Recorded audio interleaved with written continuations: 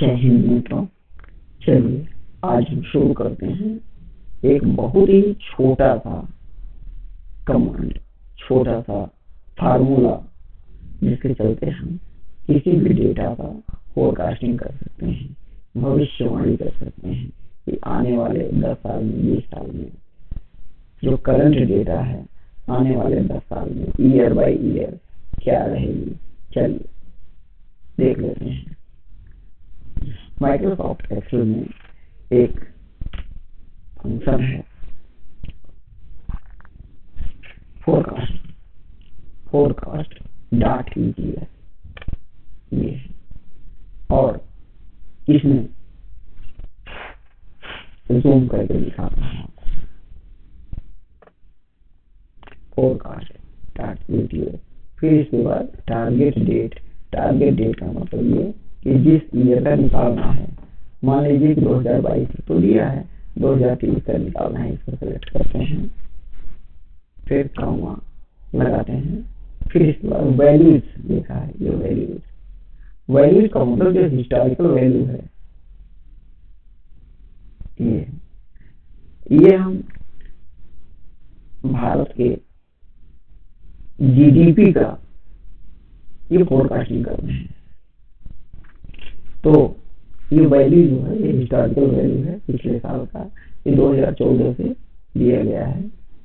इसके बाद वैल्यू लिखते हैं, फिर इसके बाद इस वैल्यू को चेक कर देते हैं कीबोर्ड पर जो फंक्शन की का F4 बटन होता है, F4 इसको हम प्रेस करते हैं तो इस तरह से डेटा आ जाता है, डॉलर साइन आ जाता है।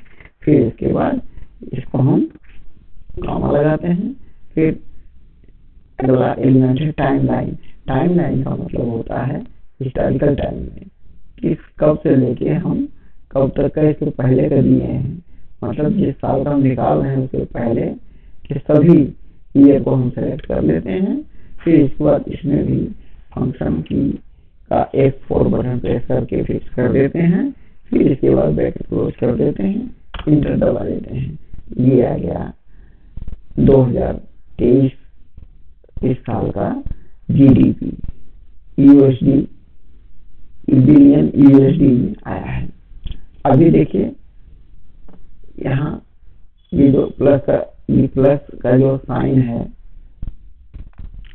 ये ब्लैक एकदम हो जाता है, ऐसे तो व्हाइट रहता है, देखिए ना ये व्हाइट है, ये ब्लैक हो जाता है यहाँ पहुंच के, यहाँ कोने पर इसको पकड़ के फिर खींच लेते हैं तो ये पूरा वैल्यू आ जाता है आगे के यहाँ तक।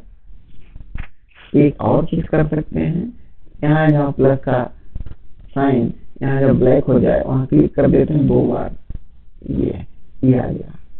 तो ये आगे आने वाले सभी साल का, कई सालों तक का हम फोरकास्ट कर सकते हैं, डेटा का भविष्यवाणी कर सकते हैं।